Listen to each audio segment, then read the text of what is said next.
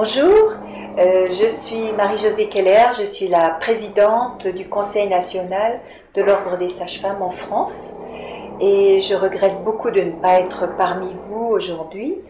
Et en tout cas, je vous assure du soutien de notre conseil pour le réseau de sages-femmes francophones. Le Conseil national, enfin le Conseil de l'Ordre existe depuis 1945. Il a été créé en même temps que le Conseil de l'Ordre des médecins et des chirurgiens dentistes par une ordonnance du général de Gaulle. L'objectif de ces conseils, c'est la protection des usagers principalement. Pour exercer la profession de sage-femme en France, il faut d'abord être inscrit au Conseil de l'Ordre. Donc ça veut dire que le Conseil va vérifier la validité du diplôme, la nationalité, donc nationalité française ou communauté européenne, et aussi la moralité. Il ne faut pas que cette sage-femme soit interdite d'exercer dans un pays de la communauté européenne ou d'une autre sanction pénale dans les prochains temps. S'assure aussi qu'elle a suivi une formation médicale continue pour avoir toujours les compétences à l'ordre du jour. Il y a d'abord le conseil départemental, à savoir qu'il y a 101 départements en France, donc métropole et outre-mer. Et dans chaque conseil départemental, toutes les sages-femmes peuvent poser leur candidature. Elles sont élues, donc il y en a un certain nombre qui sont élues par toutes les sages-femmes du département. Donc c'est le département qui va procéder aux inscriptions, aux radiations, aux missions de représentation du Conseil de l'Ordre et aussi aux missions de conciliation. Ensuite, il y a 5 conseils interrégionaux, donc qui regroupent 5 très grandes interrégions. Donc là, pareil, toutes les sages-femmes inscrites au tableau peuvent se présenter et ces sages-femmes-là seront élues par les titulaires des conseils départementaux. Il y a donc le conseil interrégional d'un côté et, très important, la chambre disciplinaire. Donc en fait, en quelque sorte, c'est un tribunal professionnel qui est chapeauté par un magistrat. Et puis le dernier échelon, c'est le Conseil national, où toutes les sages-femmes de chaque secteur peuvent se présenter. Il y a une sage-femme par secteur qui est élue par les conseils départementaux. Et donc il y a 5 élus au Conseil national, plus un conseiller d'État avec voix délibérative et 3 autres membres avec voix consultative qui représentent le ministère, l'enseignement supérieur et l'assurance maladie. La mission principale du Conseil national, c'est le respect du code de déontologie, la révision du code de déontologie, notre code de déontologie qui vient d'être révisé récemment. C'est aussi la représentation de la profession, la consultation, nous sommes consultés pour tous les textes qui peuvent sortir concernant de près ou de loin les sages-femmes. Et puis aussi, il y a également une chambre disciplinaire, donc de 2e instance au Conseil national. En résumé, le Conseil national, le Conseil de l'Ordre des sages-femmes en France, c'est une entité dirigée par des sages-femmes élues et qui régule elles-mêmes leur profession. Bonjour à toutes et à tous, je suis Marianne Benoît-Truancan, je suis la vice-présidente du Conseil national de l'Ordre des sages-femmes et je suis plus particulièrement en charge des affaires européennes et internationales.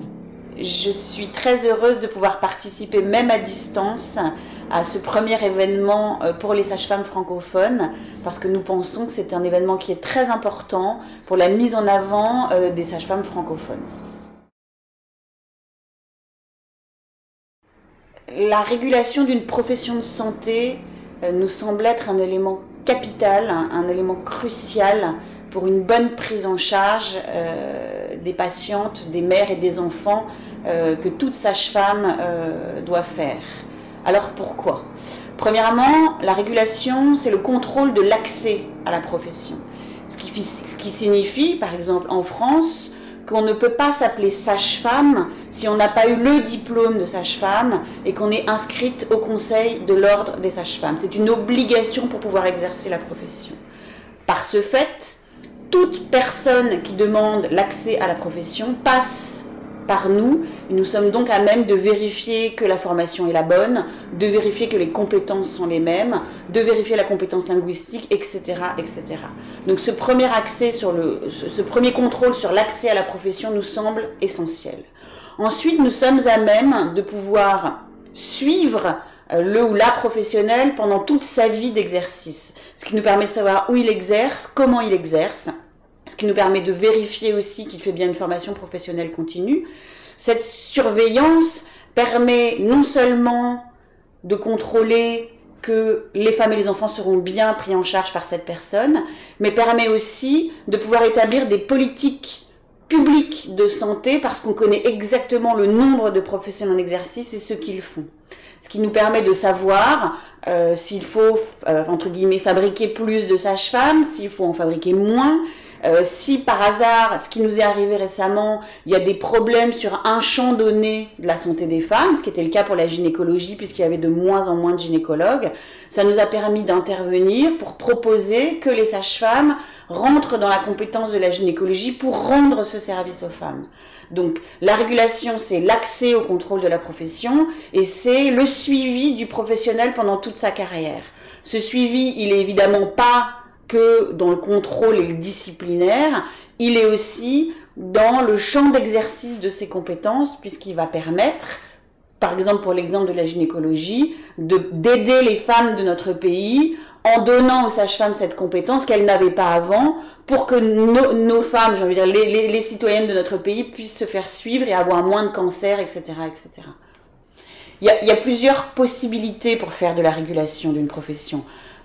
Vous avez les régulations qui peuvent être exercées par les gouvernements, vous pouvez avoir des régulateurs qui sont des instances privées à but public contrôlées par les gouvernements. Vous avez aussi des régulations, c'est ce qui se passe dans notre pays, qui sont faites par les pairs, c'est-à-dire que c'est les sages-femmes qui vont réguler les sages-femmes et nous pensons que c'est la meilleure solution. D'ailleurs, c'est le rôle des chambres disciplinaires qui peuvent juger les manquements des sages-femmes.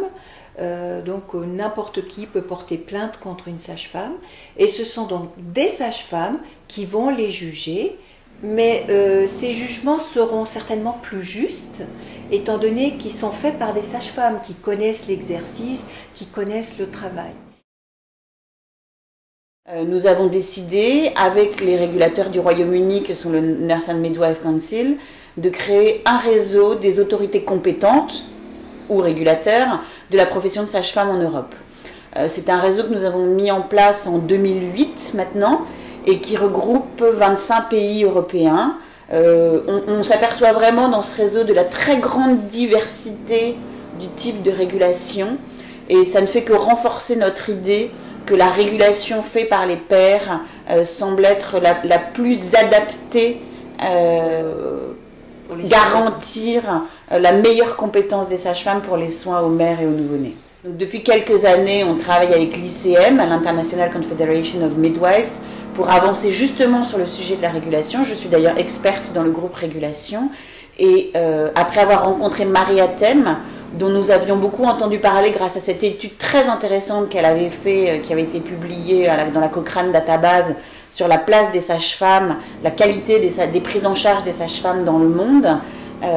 Nous avons été ravis de pouvoir avancer avec elle sur la mise en place de ce réseau des sages-femmes francophones. Nous avons été contactés par l'AMREF, donc qui est une ONG qui va former 15 000 sages-femmes d'ici 3 ans pour l'Afrique de l'Ouest et nous soutenons très fortement cette ONG.